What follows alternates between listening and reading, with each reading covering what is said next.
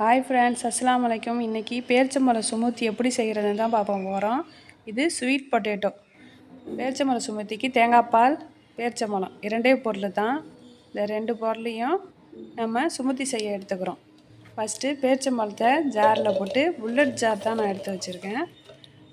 Bullet ஜாரில் 15 பேரிச்சம்பழம், ஒரு மூடி தேங்காய் பால், நல்லா ஃபஸ்ட்டு பால் செகண்ட் பால் எல்லாத்தையும் சேர்த்து எடுத்துக்கிறோம்.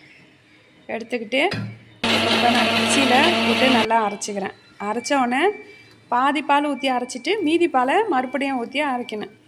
ரெண்டாவது பாலையும் ஊற்றி நம்ம அரைச்சிட்டோன்னா பேரிச்சம்பழம் சுமூத்தி ரெடி. இதை நாங்கள் காலையில் பிரேக்ஃபாஸ்ட்டாக சாப்பிட்றோம். காலையில் பேரிச்சம்பழம் சுமூத்தியும் ஸ்வீட் பொட்டேட்டோ தான் எங்களுடைய காலை பிரேக்ஃபாஸ்ட். நீங்கள் அதேமாரி சாப்பிட்டு பாருங்கள். இது உங்கள் ஹீமோகுளோபின் அதிகரிக்கும்.